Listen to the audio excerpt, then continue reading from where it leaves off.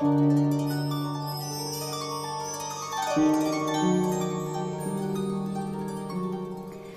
first section is the Egyptian roots of sound science. And this quote is from Jehuti, Thoth or Tot, Hermes. What is below is like that which is above, and what is above is like that which is below, to accomplish the miracle of the one thing. It's sometimes called the great work. And this image is a papyrus that is duplicating what is on the ceiling at the Temple of Dendera, Egypt. So we have the celestial patterns above and the music below. The sky and its stars make music to you. The sun and the moon praise you. The Neteru sing to you. And that is from the temple at Dendera.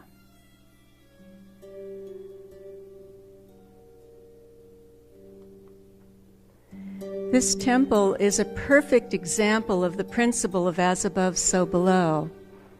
It has the heavenly zodiac above, and the temple carvings on the pillars and the walls are all dedicated to musical instruments and the goddess Hathor, goddess of music and transformation. And here you see the sistrum, the musical rattles with Hathor on them.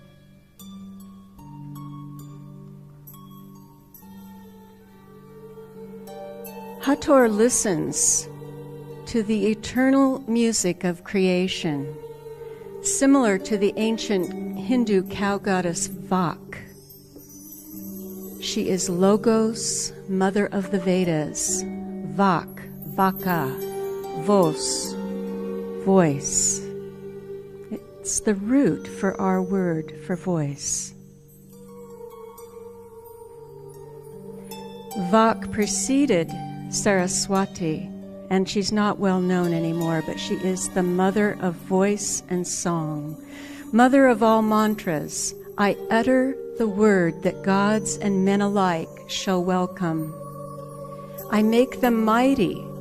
My word makes a sage, a rishi, and a Brahman. And that is from the Vedas. My word, my song, creates a different being. Your word, your song does that. Here is Thoth in the Hatshepsut temple. Thoth is the oldest son of Ra, and he hatched the world egg. He's an ibis bird. This work of creation he accomplished by the sound of his voice. He is the most powerful friend of the soul, and through the trueness of his voice, contributes to the soul's resurrection. We will learn at the end of the presentation also that he was the guide of Osiris and Isis. Through the trueness of your voice, you are resurrected. So when we purify the voice through breath work, chanting, meditation, toning, releasing, our voice becomes clear, and it becomes a healing balm for the world and others.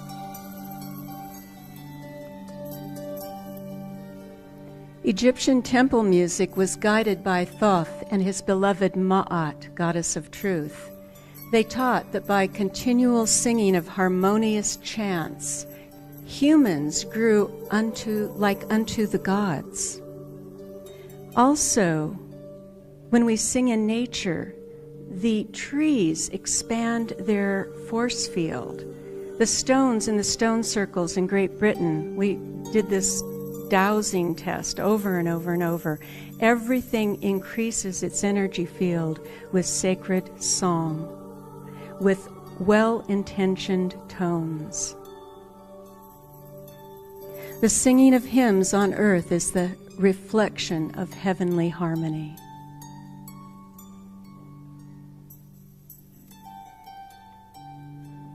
The hymns of Hermes, these are actual texts that you can read. G.S. Mead, G.R.S. Mead, translated quite a few of them.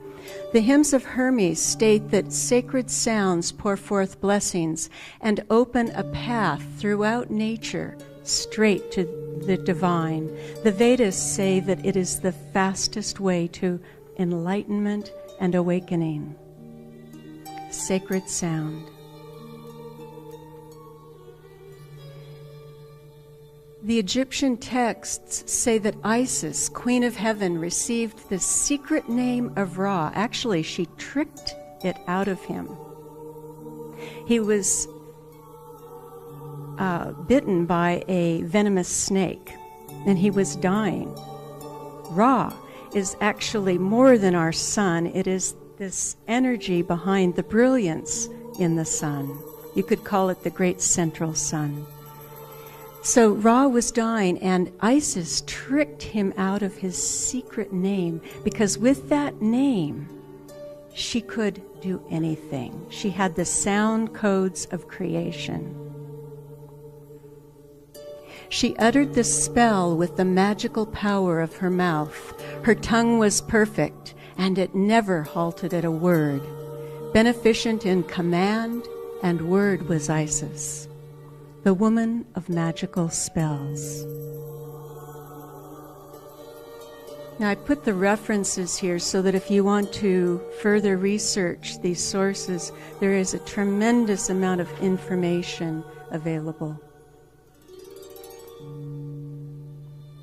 With this key, Isis chanted the dismembered parts of Osiris back together. Remember, he was cut into 14 pieces by his brother Set.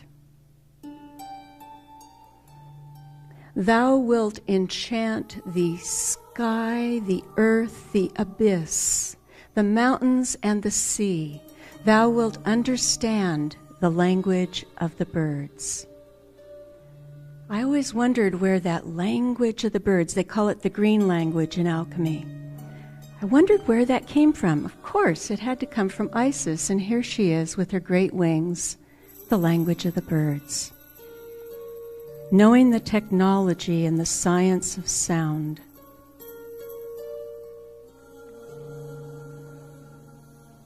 In Egyptian papyri, Isis changed into a swallow and cried and whistled as she circled the dead body of her beloved Osiris.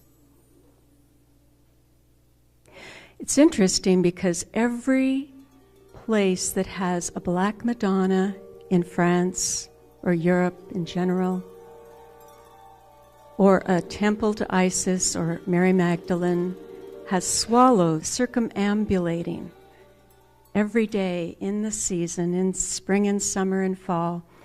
And they are whistling, and their whistling creates a beat frequency, which is 2 tones almost rubbing, really close.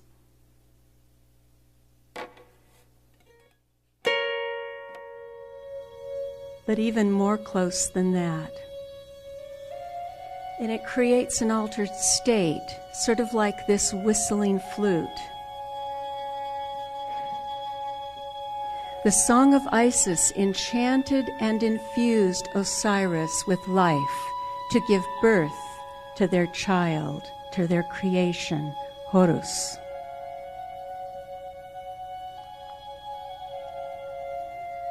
The swallow hieroglyph in Egyptian language means great. The Egyptian word means to anoint.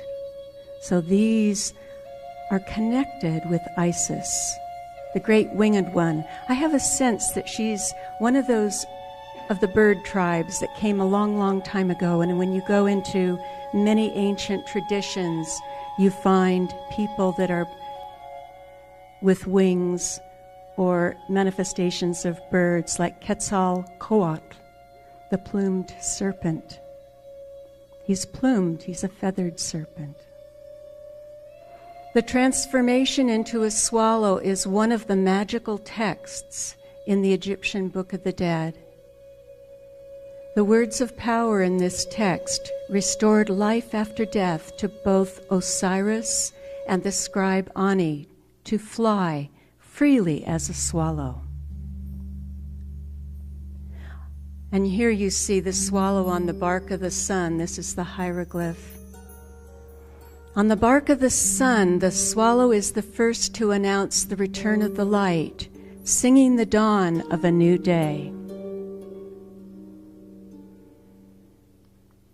This is a translation by Norman D. Ellis of part of the Egyptian Book of the Dead about Isis turning into a swallow. In the dark marrow of my bones, I have made myself light. I am the swallow spinning at dawn, through whom light enters the sky, who flies formless above a world of forms, ringing across the horizon. Enter me, I shall make you a god, she cried. Enchantress and wife, she stamps and spins, she raises her arms to dance, and from her armpits rises a hot perfume that fills the sails of boats along the Nile. She stirs the breezes that make the sailors swoon. Under her spell, I come to myself. Under her body, I come to life. She dances and draws down heaven, as above, so below.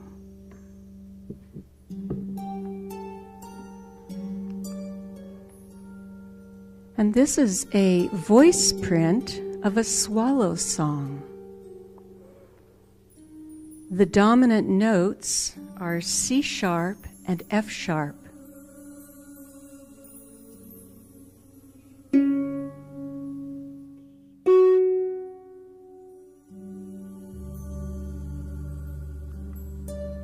Here we have those frequencies emanating as elements and color from one of the largest stars in our galaxy, Eta Carinae.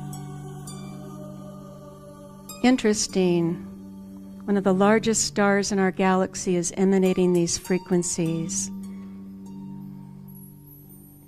And the swallows are mirroring on the earth that song.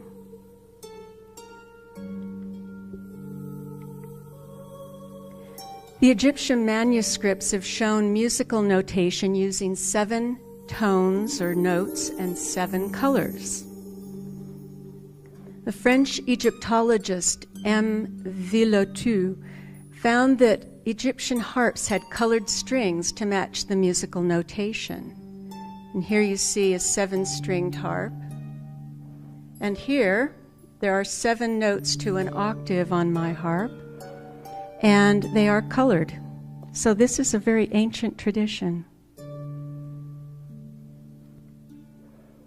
This occurred on my wall one day. The crystal in the window refracted perfectly to make the shadow of 7 strings and the colors of the rainbow and the 7 tones. And we have the 7 tones and colors in the human energy system.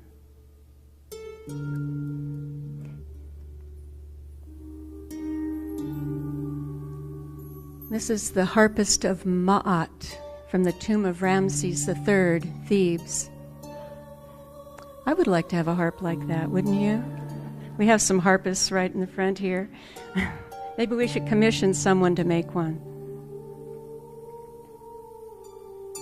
The Egyptian temples were built in alignment with the heavens. Each temple is tuned to a unique musical scale based on its dimensions and sacred proportions. In the early 90s, I was working with Carol Horn and Antoine Sarand in Egypt. And I guess my first trip there was in 87, and I noticed that the temple walls of Abydos were ringing singing back to me. I was dumbstruck. I was shaken. I had never had that experience anywhere, singing or playing the harp. And so I went back in 91 with Antoine and Carol, and we did research in measuring the chambers and finding the dominant tones.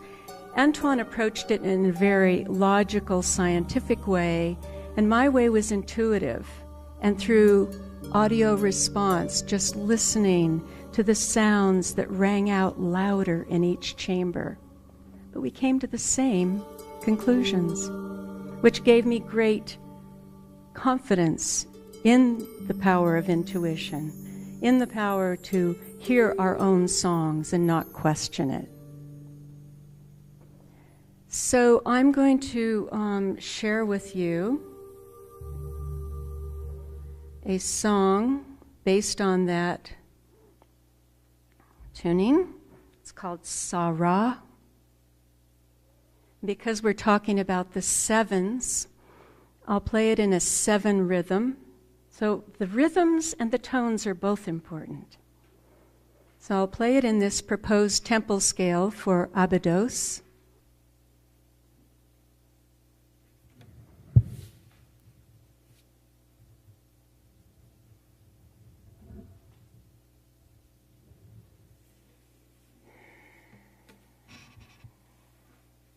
So just relax and dream a little bit.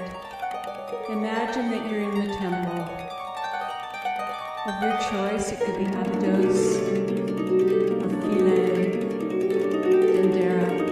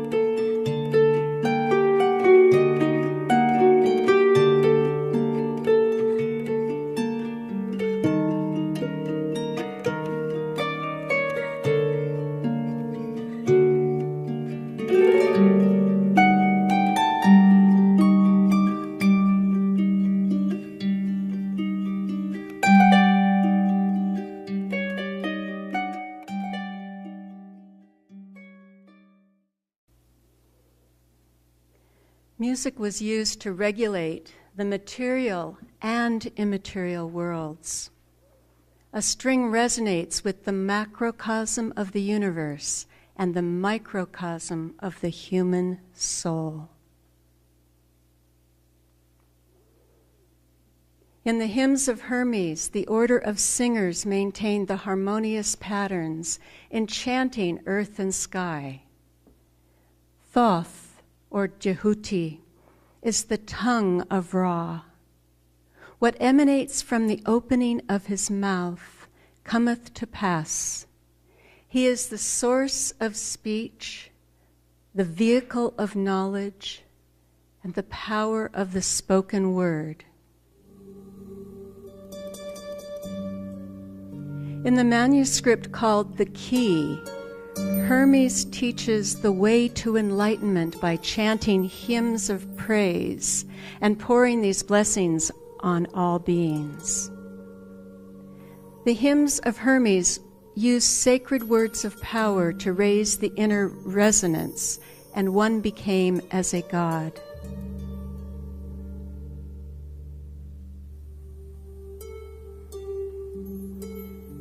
The serpent was said in the book of Moses to be the most wise and knowledgeable of all creatures. Somehow it fell just like Eve. What a shame. But we're here to retrieve the serpent of knowledge.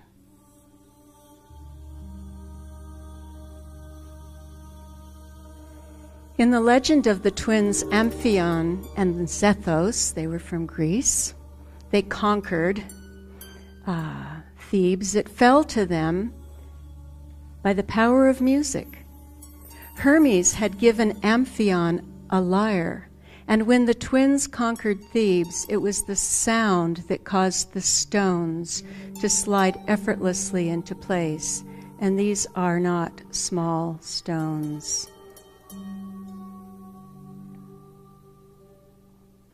In Tibet, Swedish aircraft engineer Henry Kjellson witnessed 200 lamas levitating huge blocks of stone up a 400-meter cliff. That's not 400 feet, that's 400 meters, a little over a yard. The lamas used chant, drums, and trumpets to concentrate a laser-like beam of sound energy.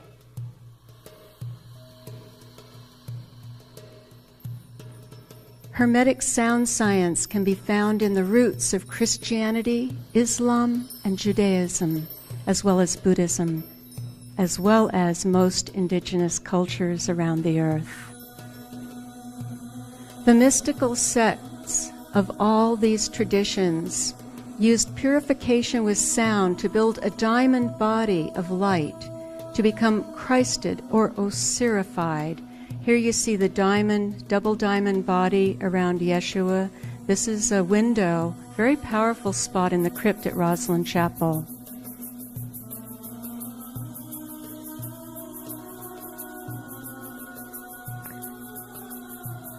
This is still practiced by Tibetan Buddhists in achieving the diamond or rainbow body. When Rinpoche Khenpo Achos passed away in 1998 at his Tibetan hermitage, his disciples witnessed rainbows in the sky, sweet fragrance, and music as if someone were singing. Now it goes both ways. It's a co-created process.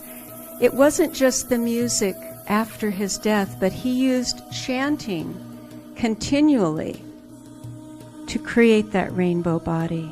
Meditation, breath work, chanting, being still, drinking from the still waters of that grail cup.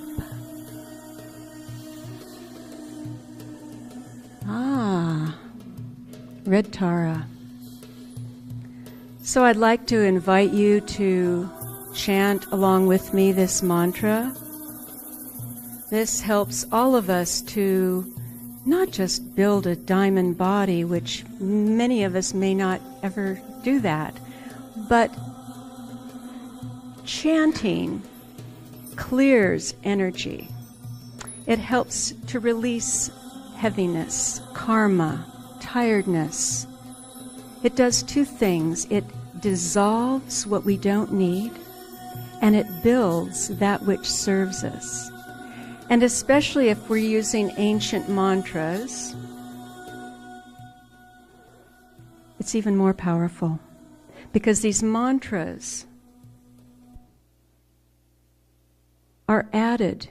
The energy when we chant them is added to all of those throughout time, whoever chanted those mantras. It's like a huge sound bank, and forget the money bank. Let's create a sound bank for this new era.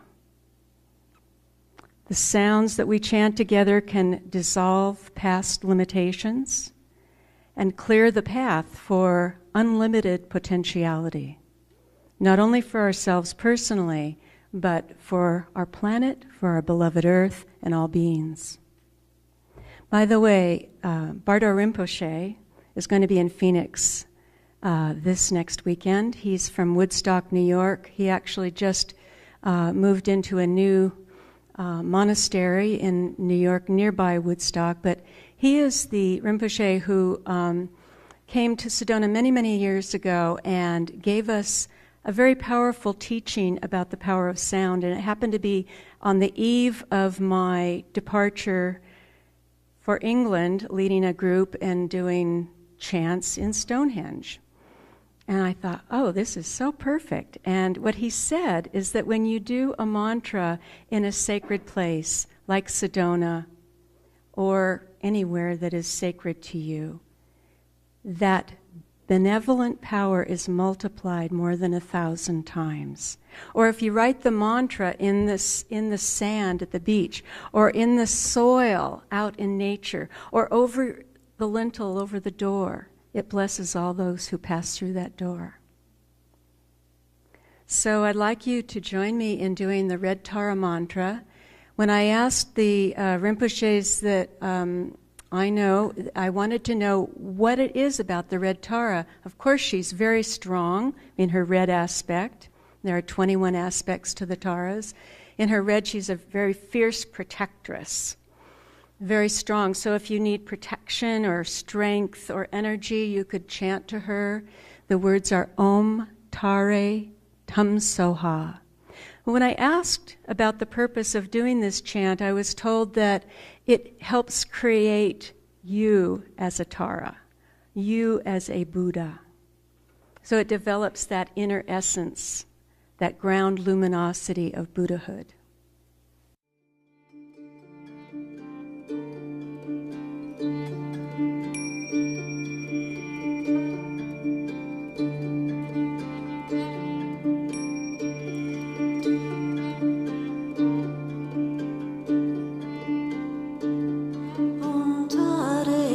Soha,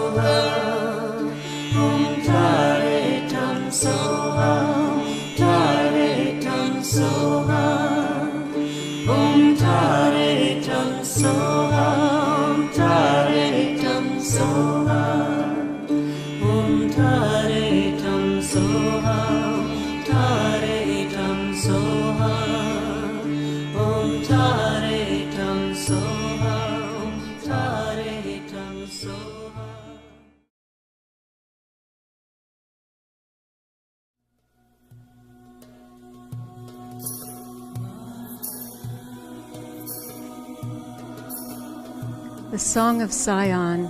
Here you see Mary Magdalene in her chapel in Braine-le-Château.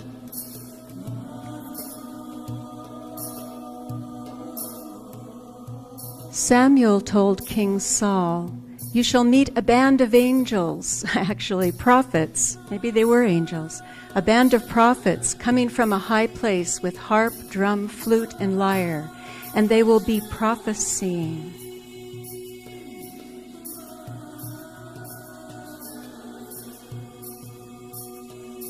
These prophets, after the age of prophets disappeared in the Judaic tradition, the women stepped forward with their songs to become the prophets. The Bath Kol, or Bat Kol, translates directly to daughters of voice. They were the Hebrew prophets and singers, and their sound opened the gates of heaven, so that they could receive the voice of Shekinah, the voice of wisdom. As the Word became flesh in Jesus, so did the Bath Kol, daughter of the voice, become flesh in Maria Sophia. And here we see Mary Magdalene on the shores of Provence, near Saint-Baume, where she came ashore in the boat with no oars. Now it's interesting, my friend Henry Lincoln said that the ancient tradition of coming ashore in a boat with no oars usually indicated it was someone of a royal bloodline descent. This image is from the wonderful chapel at Saint-Baume.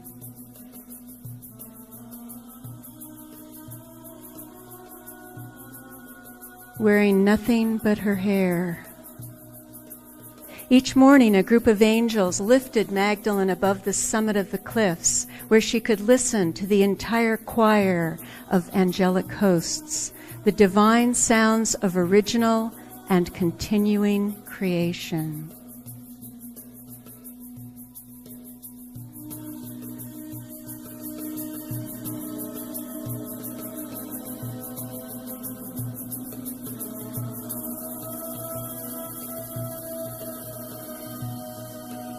Temple singers used specific tones to create healing in body, mind, and soul. Sufi sound science teaches that our voice is an instrument for healing and also the barometer of our state of being. It tells us where we are in our evolution, in our state of emotional, physical, and mental. It tells a story. The quality of our voice, and it also informs others how to respond to us. If you've ever heard a recording of your voice and said, "Ooh," that voice deepens and expands through regular toning and chanting.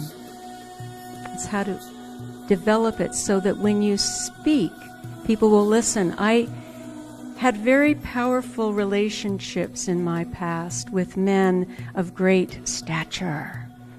They were well-respected experts in their fields.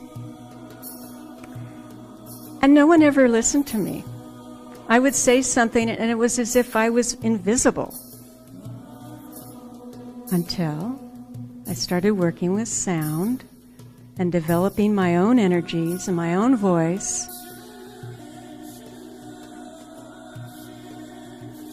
Musical instruments like David's harp were used by all the prophets in order to enter into an ecstatic mood before receiving the spirit of prophecy. This is from the texts of the Zohar, which are the esoteric Kabbalah aspect of Judaism. Many people say that they were composed in the 12th century in a place called Girona, where I'm going this May. We have a tour there working with a wonderful woman who has studied these traditions for a very long time. So these were traditions that were used around the world. Shamans use music to enter an altered state. We can use music, drumming, chanting, whatever is our inclination, to expand our energy field, open ourselves up to greater potentiality.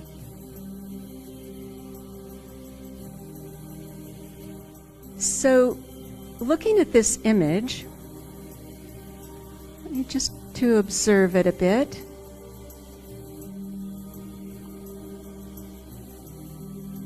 And then close your eyes. Make sure you're in a relaxed position and uncross your legs. And we're going to chant together, Yod He Vov He. This is a very powerful chant in the Judaic tradition. The ancient Hebrew syllables, they're like bijas, creative seeds to clear and develop potentiality, to create what our true vision is. So with your eyes closed, join me in this.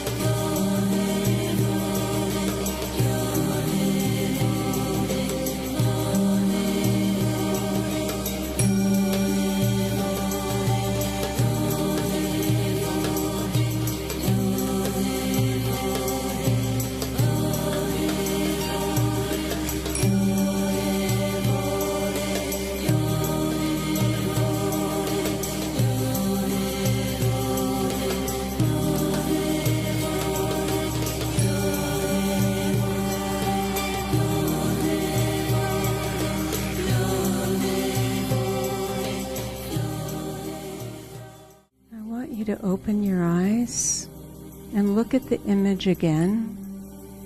When you're ready, take a deep breath, a sigh on the exhale.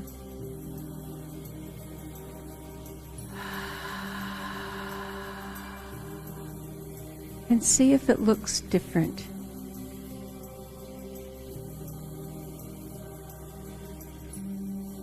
Did anything change?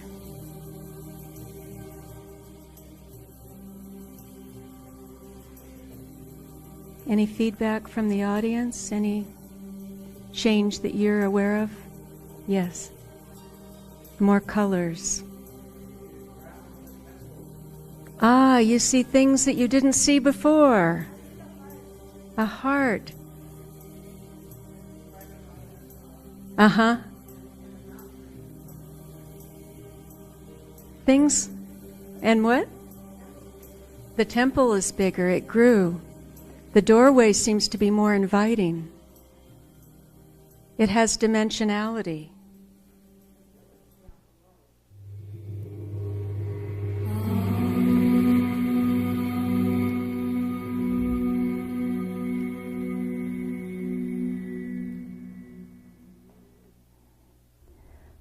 Toning and chanting benefits.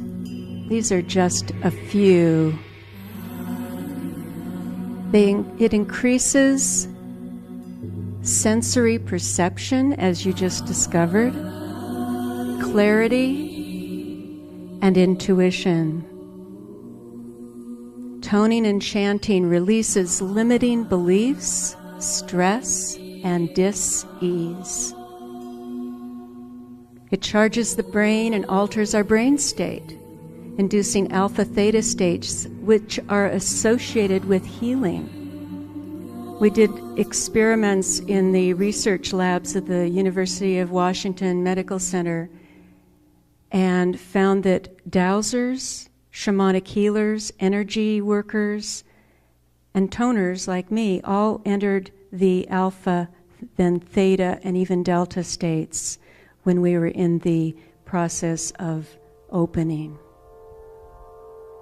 It synchronizes the heart-brain-body rhythms, producing a state of centeredness, balance, and integrity. You feel a bit of that tonight, probably. And in your own practices, I'm sure many of you have.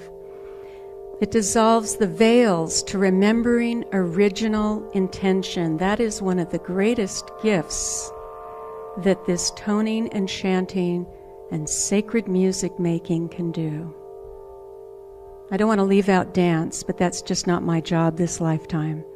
I love to dance. And often the dance goes with the song. It expands our life potential and creativity, opening a gateway for soul freedom.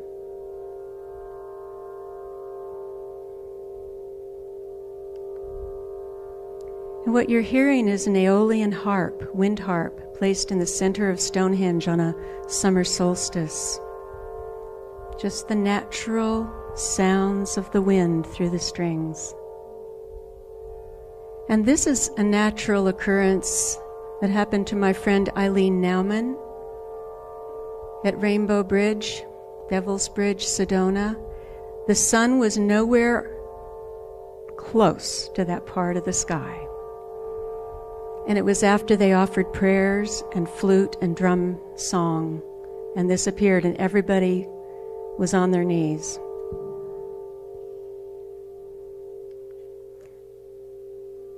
This appeared right in front of Madonna Rock. Here's the Madonna and Child right at the Chapel of Holy Cross. In Nicholas Mann's pentagram landscape temple of Sedona, it's the center of the pentagram. We'll learn more about pentagrams later. This occurred after I was up there chanting with my granddaughter songs to Our Lady, and days before the big tsunami in Indonesia. There's the DNA spiral going through there.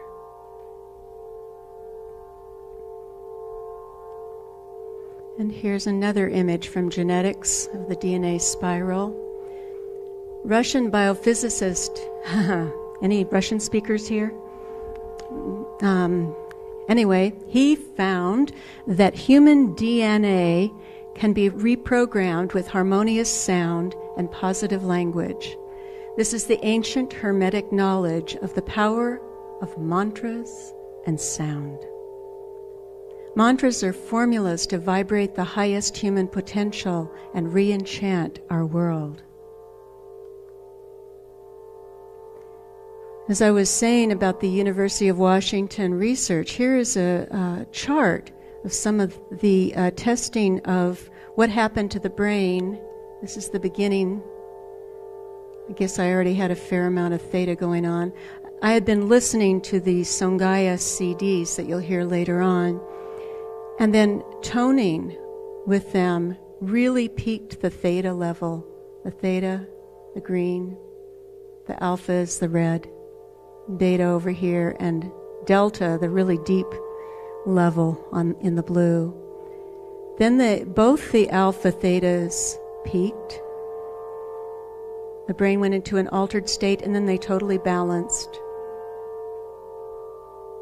So these are some of the things that happen when you're toning and chanting.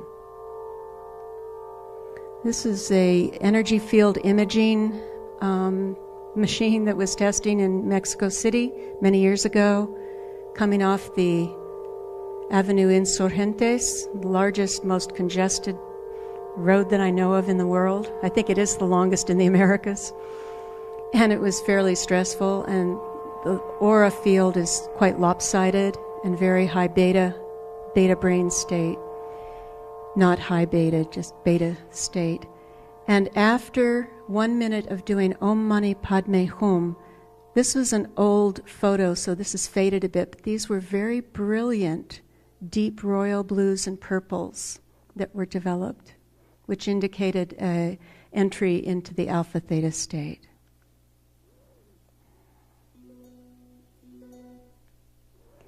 Here's our friend Ashok Kumara chanting with a wonderful orb on the side of his head. I'm sure he didn't even know.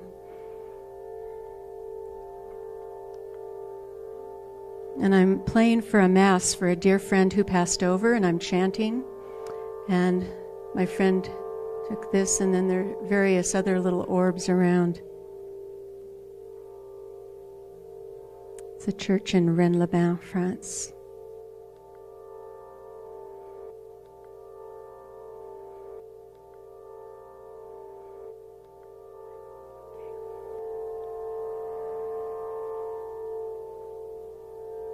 What in the world is the song of the resonant green snake?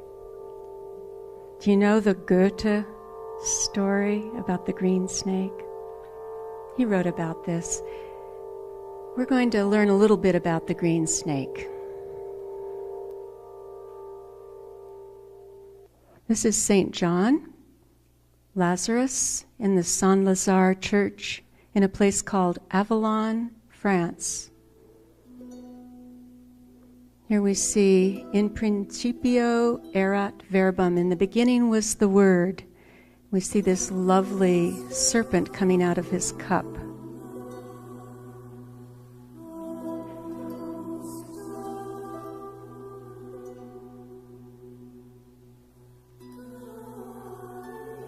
Here he is again in a Catholic church in Massachusetts, Westford. And now it's a green snake. This is a well-known alchemical symbol of resurrection and renewal, coming awake. And it's in his cup, the Grail cup.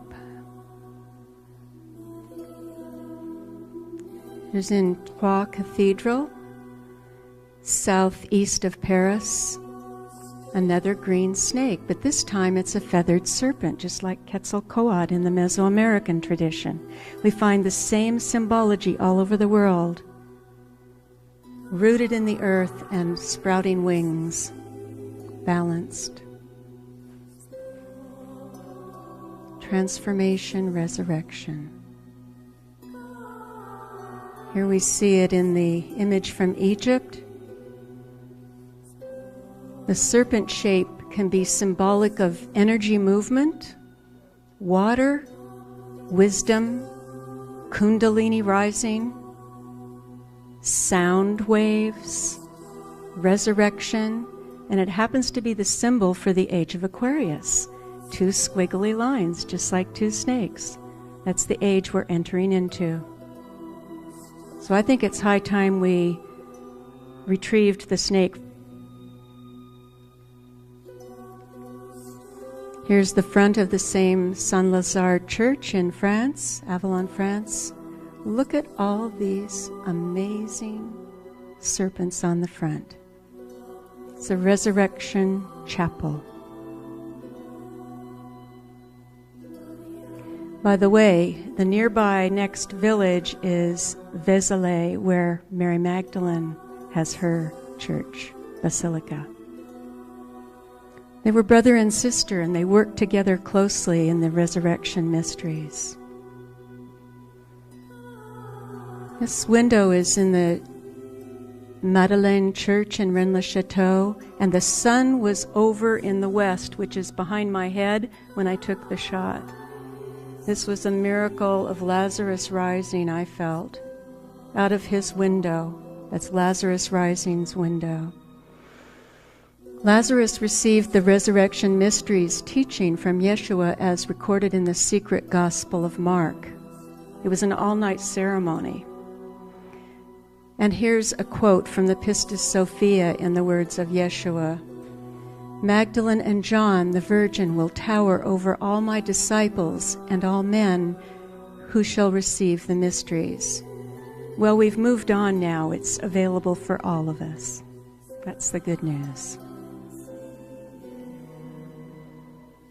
Here's a performance with an altar to St. John as the eagle of the four apostles. That's my friend Françoise and myself. Troyes Cathedral was the place where the Grail mysteries were written. Troyes was a center of Knights Templar. It's where Joan of Arc rode her horse onto the high altar and proclaimed for the people's liberation of France. She rode her horse up onto the high altar. She had some energy, that girl. We all love her.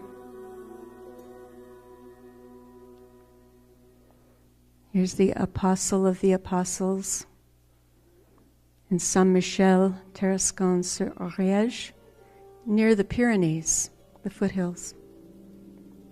From the Pistis Sophia Codex, it says, I have had faith in the light, and it remembered me and heard my song. He has placed in my mouth a new song. Sing praises to the light, and I will bring you to the region from which you descended. That's the work of Sophia, to retrieve souls. Sophia simply means wisdom, chokmah, wisdom. Pistis is faith. She had faith in the wisdom. Wonderful winged Isis, pregnant with the bridal knot at her belly. This is a chateau near where I live in France part-time, where we do different events. It was also an observatory for the heavenly cycles in the medieval era. There are 14 of these gorgeous girls with serpent bodies.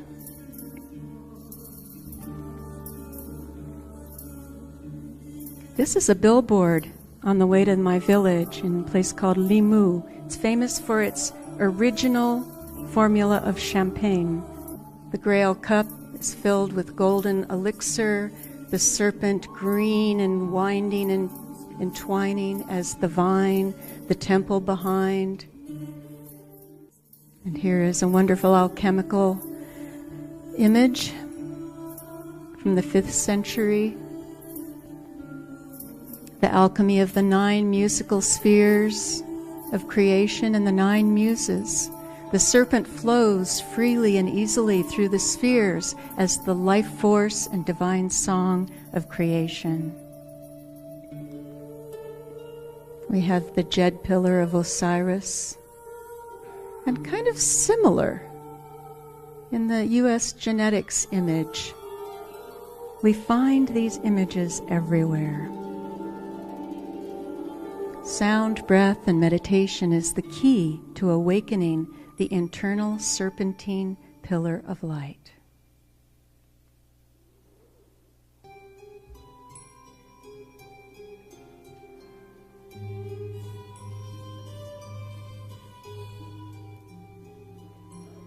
This is the Taoist circuit, the circulation of the breath, which I highly recommend. Circulating the breath up and down. And if you put the tongue at the roof of the mouth, as you're doing this in your meditation, it helps the circulating of that inner serpentine flow wave of energy. Awakening the inner cauldrons of fire.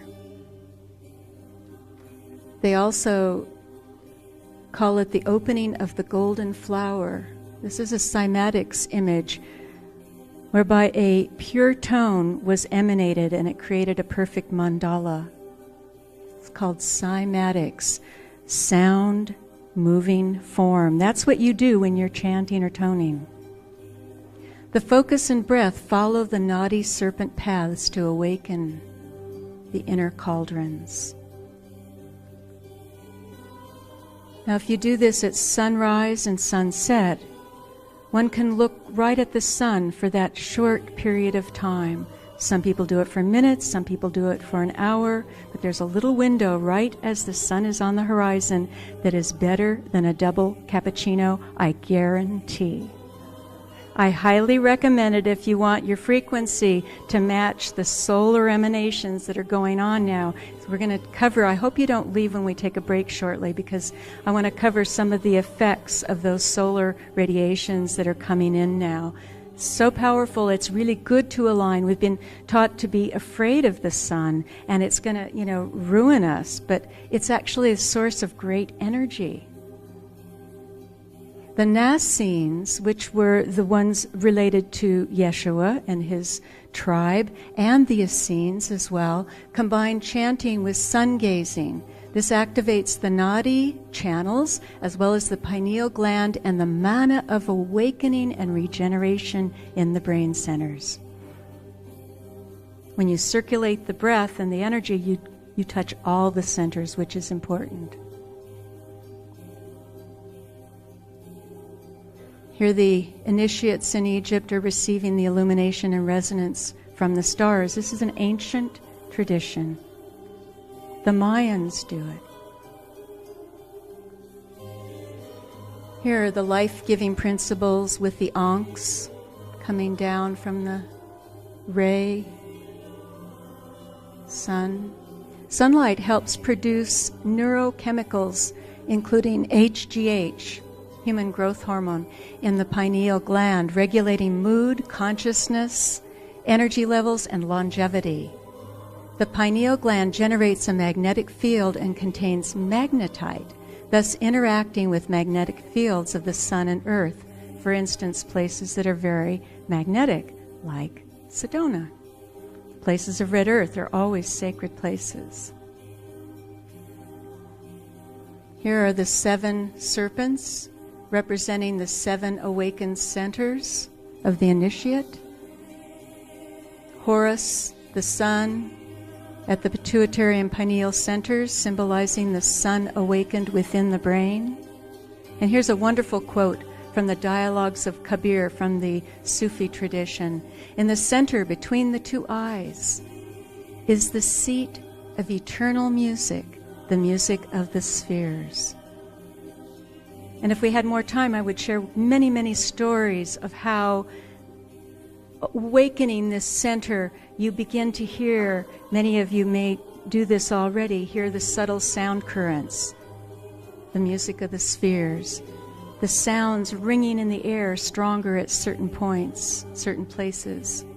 When I first went to Chartres Cathedral, I couldn't believe the symphony that was ringing like thousands of bells in the air, like millions of swallows ringing and singing through the air. And we come to a completion of the first part of the great work. We began with the green snake, initiating new beginnings, and we complete with the red, the full circuit, the inner circuitry connected.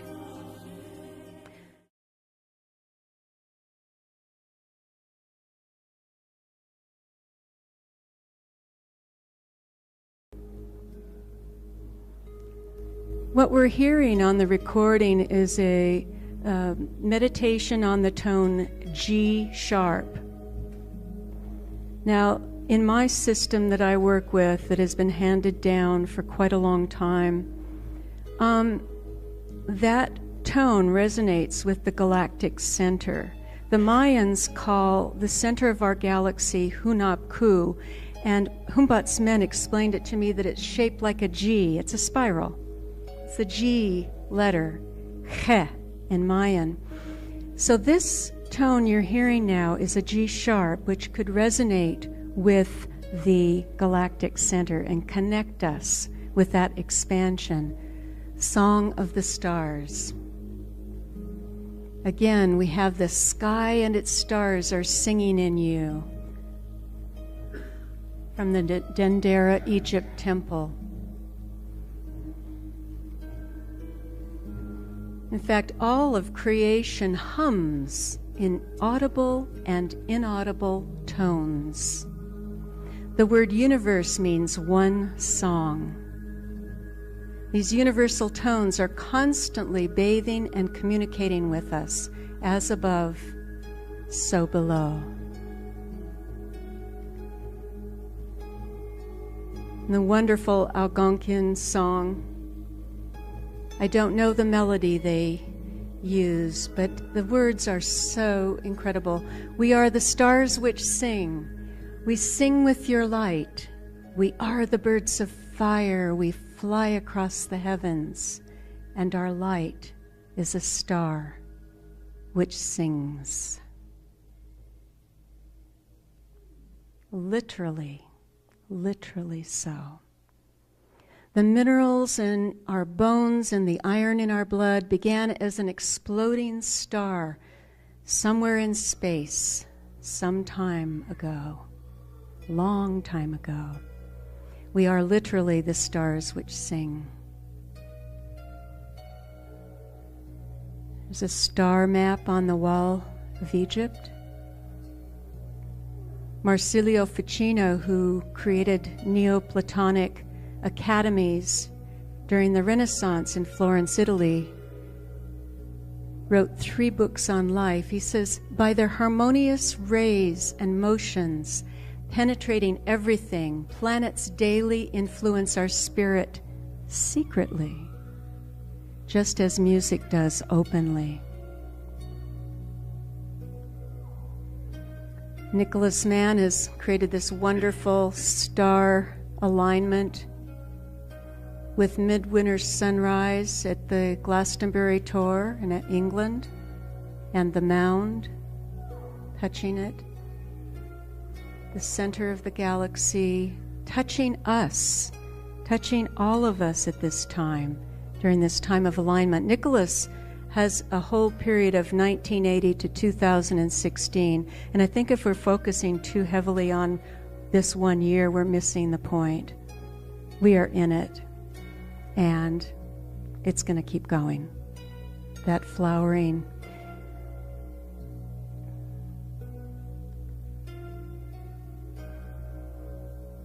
Huge solar mass ejection that occurred on 11/11/11. Now, I have to admit, I was skeptical.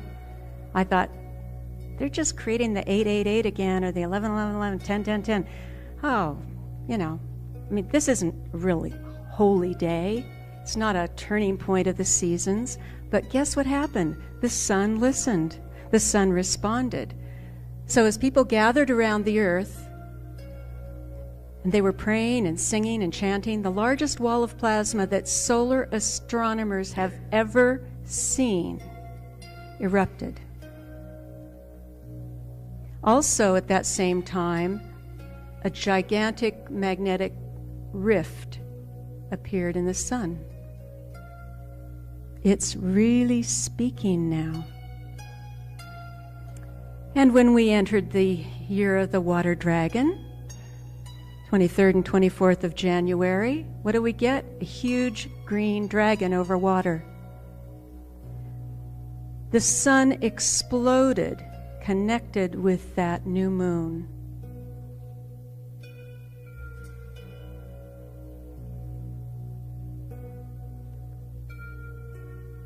By the way, that conjunction Sun and Moon was in the sign of Aquarius, signaling that jet engine boost into the current age and the shift. Astrophysicists are studying the song of the sun in a project they call GONG, Global Oscillation Network Group. Astrophysicists from all over the world are measuring the song of the sun to see how it is affecting life on Earth, and certainly we are seeing that it is. Shortly after 11/11/11, November 15th,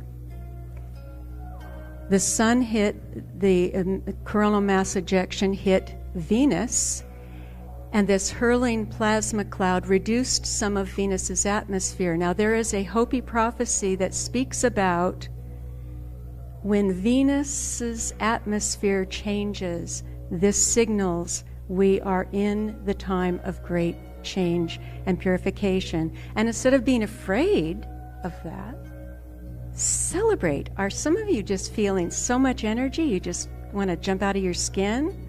I am. There's so much potential right now.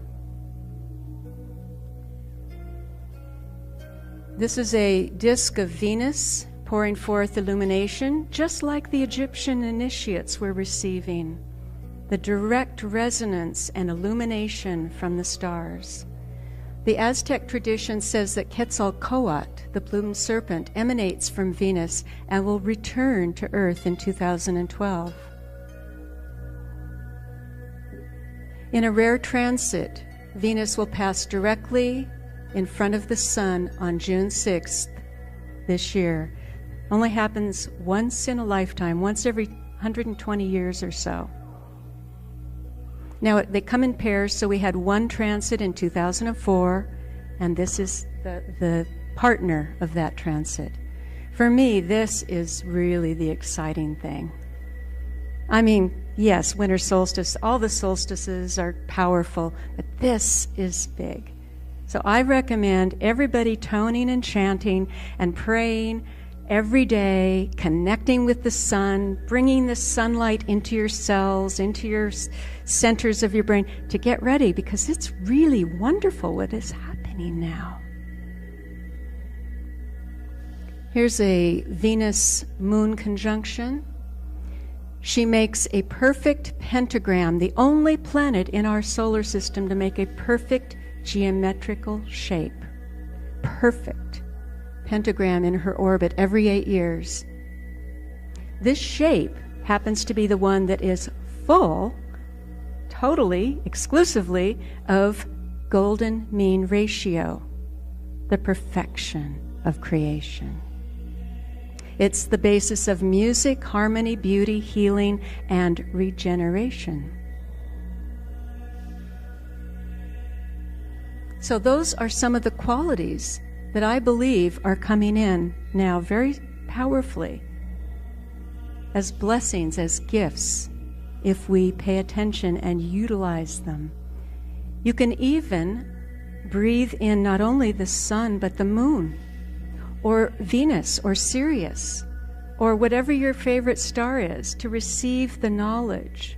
If you've ever worked with Venus or Sirius, I find them very, very powerful, in addition to the sun. You can receive knowledge, you can receive a song, a resonance transmission. This shows how far back from the 16th, this is a copy, a 7th century copy, but back to 1600s BC, the Mesopotamian Babylonian traditions were recording the transits of Venus in these stones. This is from the British Library. And here's the symbol of Venus throughout Mesoamerica, with Venus right here. This is right at South Mountain, Phoenix. These are called the Akar lions of yesterday and today, and as we stand at the threshold of a new age and the ending of a 26,000-year cycle, this is the time to create what we want, our visions for the future. It's a new day in the history of humanity.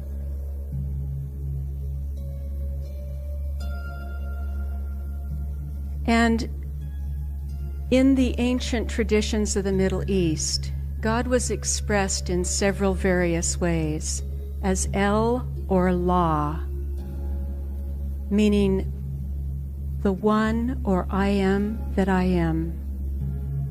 In Hebrew, Eloha, Elohim is plural, Eloha is singular, Elat in the Old Canaanite, Allah or Allahu, Arabic, Allah, Aramaic.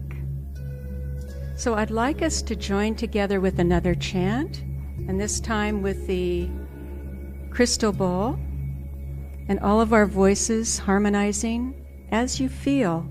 And I want you to choose any of those words, the Eloha, Elohim, Elat, Allah, Allahu, Allaha, as you will. Feel it. Create your own way of doing it. But try to listen to the other voices, and let's create a beautiful gift for the earth together. So I'm going to start it, and then I want you all to join in.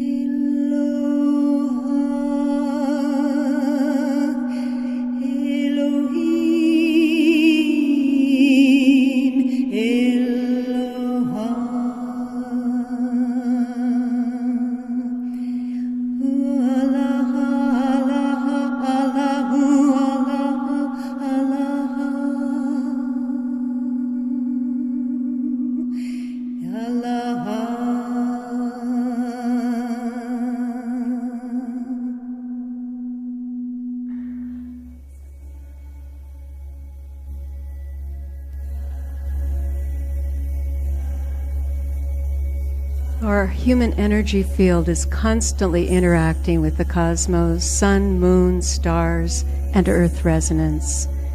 These cosmic frequencies also influence all biological systems and growth patterns.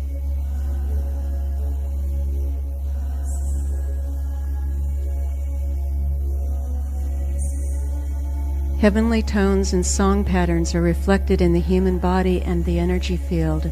This is a wonderful 15th century image of those celestial patterns as they affect the human energy field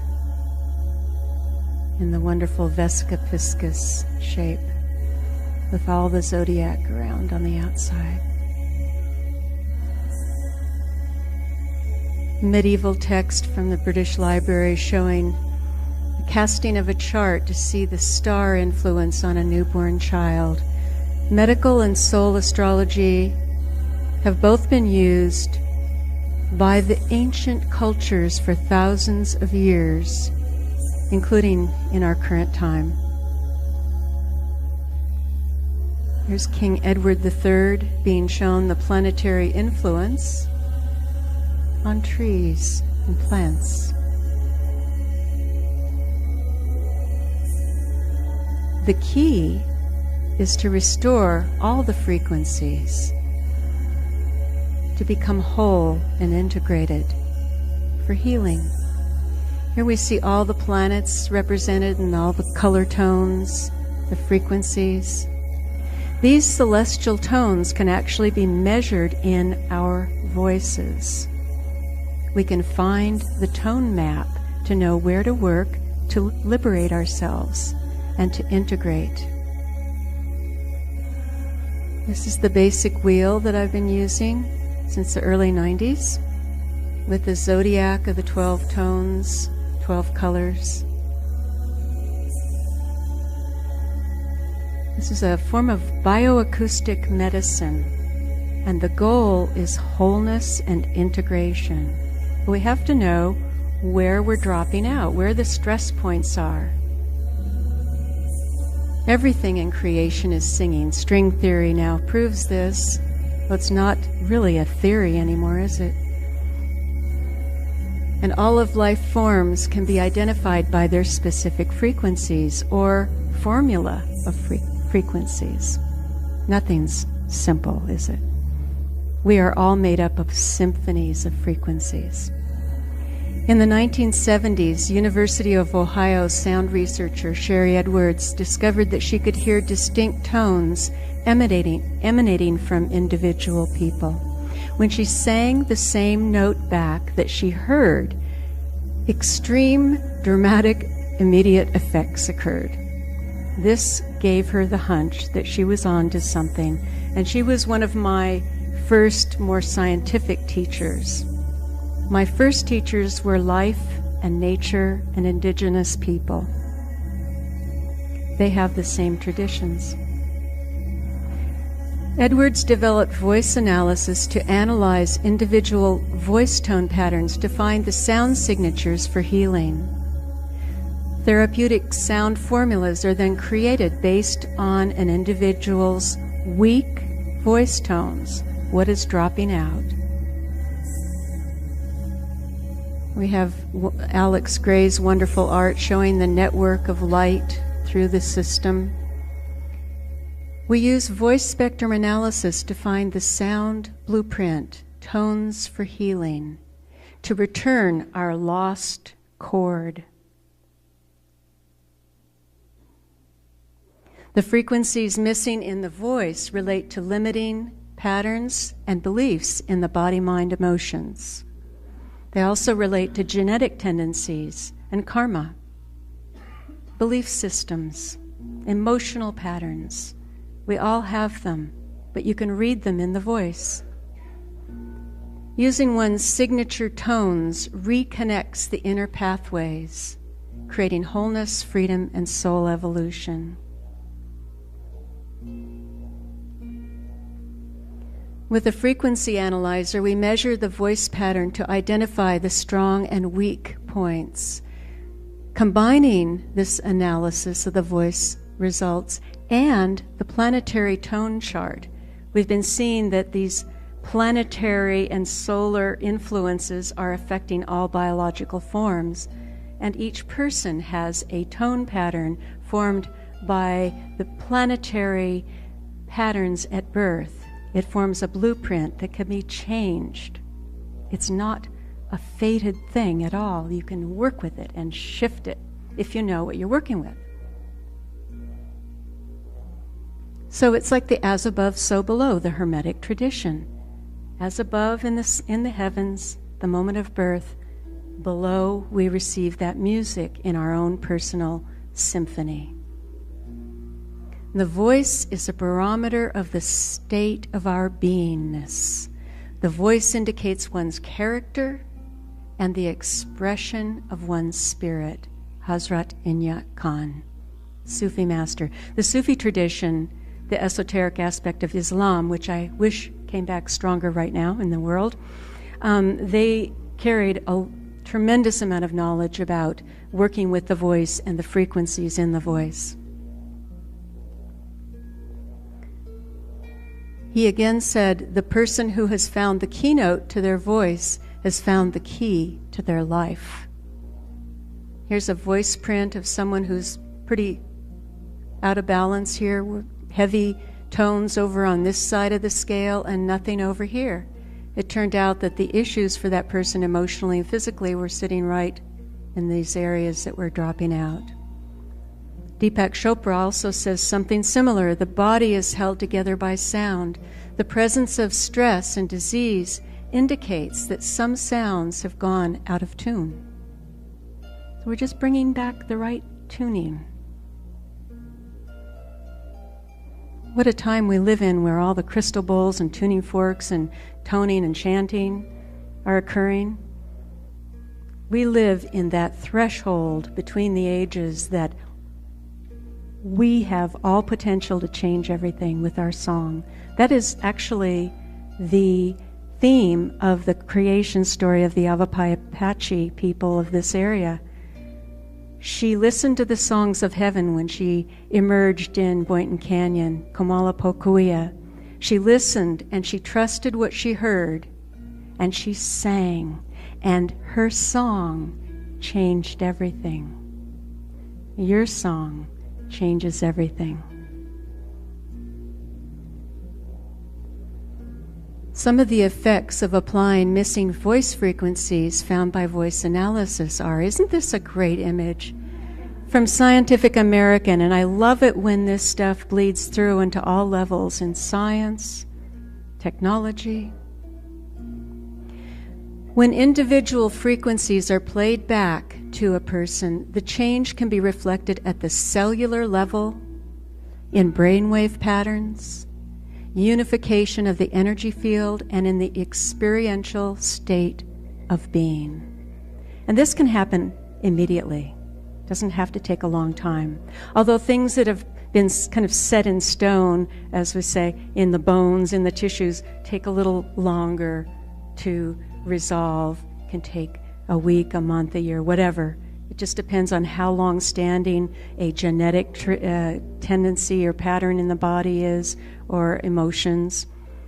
But through toning, you can release all that and clear it, not only for yourselves, but for your ancestors and those who will come after. Clearing the family lineage with sound.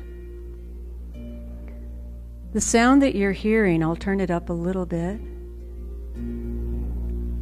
I decided to play I was doing the sun meditation this morning, and I was told, use the A sharp. It's this tone for Aquarius. So I thought, okay, that's a good idea. And this is a sound meditation, 15-minute long, using didgeridoo, overtone chanting, mantras, and harp, so that people can tone along with these tones and assist them. Sometimes we don't know where to start. I didn't know where to start before I met my teachers. And this can be really helpful for people opening the door to their own sound medicine. Getting a crystal bowl or a tuning fork or a drum or whatever and toning along with it. There are 12 different sound meditations for the 12-tone musical scale.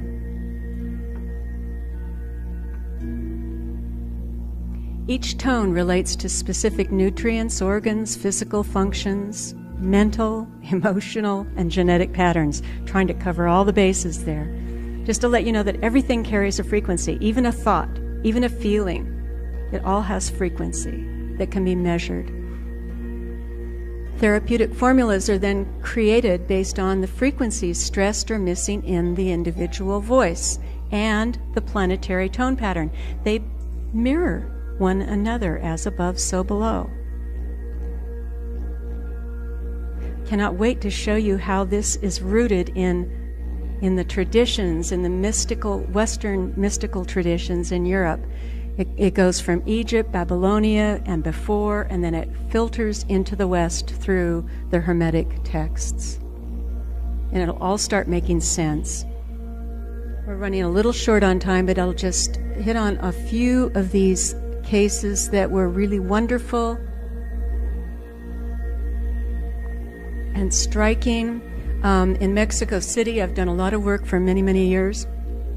And the children in the clinics that they were using the Songaya sounds that you're hearing were suffering from limited motor response. They were frozen physically, as well as autism, inability to speak or share, come out of their shell. They saw coordinated movements, and what was interesting is they saw circular movements with these sounds like you're hearing.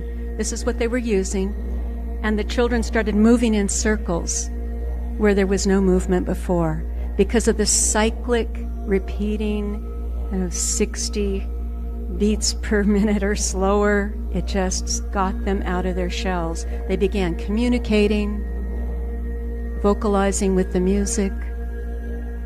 Little autistic son, I've told this story before, he was speaking total gibberish. I could not understand him. I did the analysis, got the voice print, and then I went over to the harp and stood. Began to play.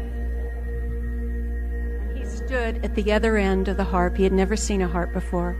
And he calmed down and he played a duet with me. He was 5 years old.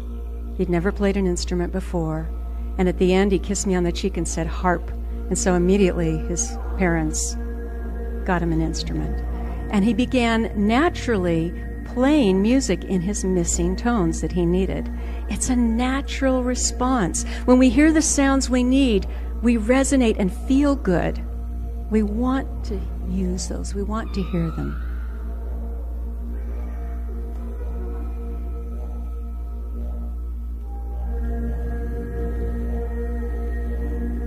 Oh, in a dolphin project I was doing with autistic and disabled children in Mexico City, Dr. Fritz Zimmerman said that there was a synchronization with the waveforms between the therapists, the dolphins, and the children in a state beyond separation. And in that state, the children came out of isolation and they could communicate.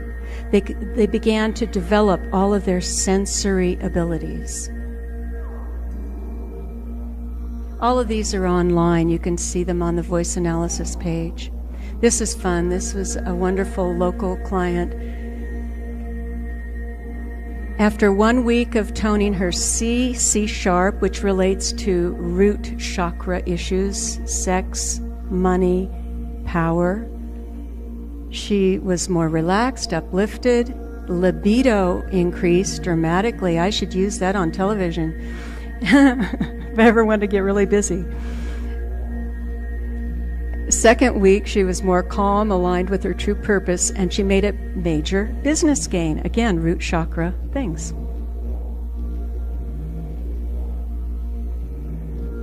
A guy who was kind of a bit mousy got really empowered, and their relationship improved a great deal.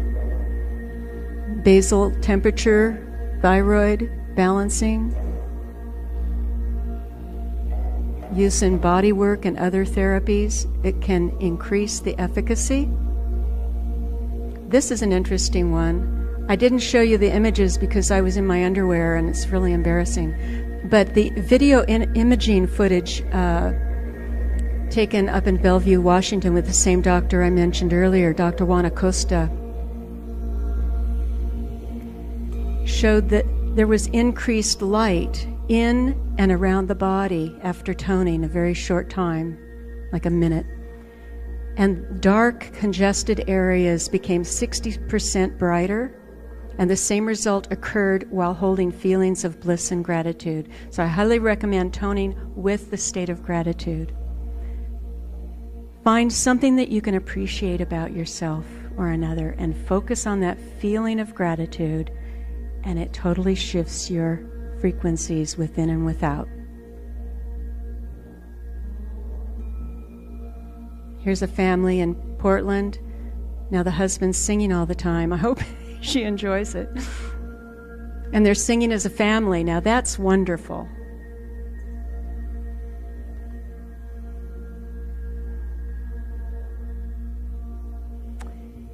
Neoplatonic academies. I'm just going to recap. This is just a couple of slides, few slides, but to recap some of the basic principles that we started with, the Hermetic sound traditions from ancient Egypt.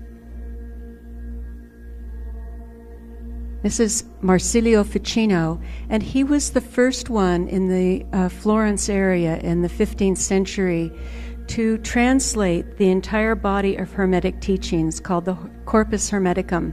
This painting, by the way, is from Leonardo da Vinci. They had quite a crew of incredible artists and thinkers and practitioners of these sacred arts during that era. And they exploded these traditions into Europe, and there was a great flowering. In his academy in Florence, there was a sparking and flowering of the Hermetic wisdom into the West.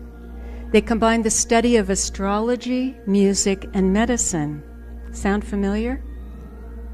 The same principles over and over throughout time. Music, astrology, music, and medicine. Astrology, planetary patterns, voice patterns, it's the same thing.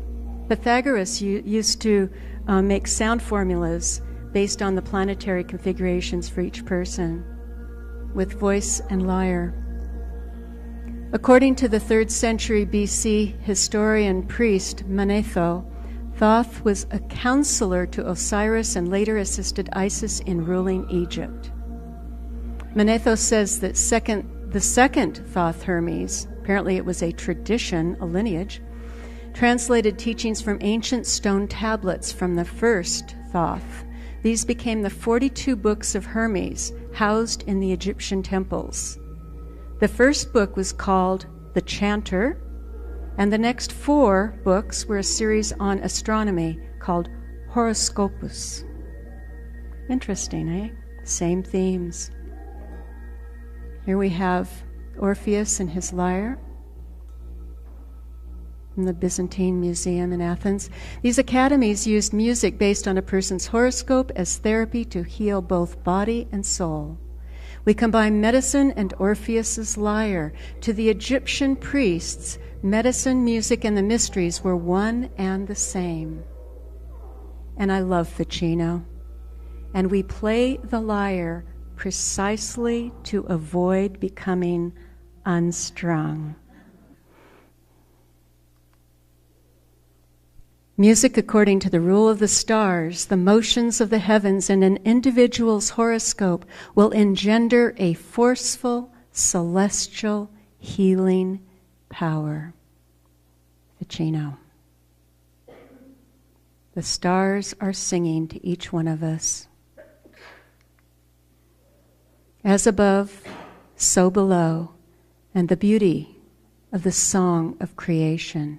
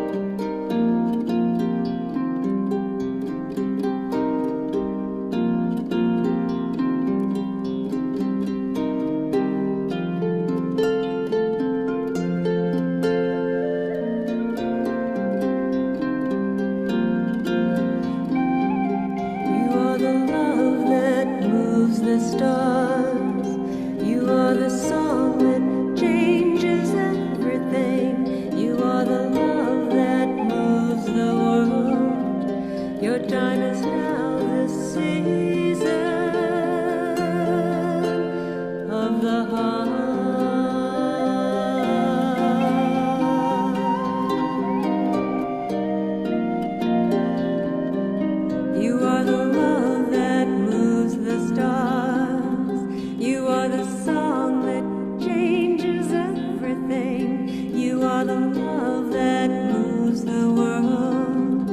Your time is now, the season.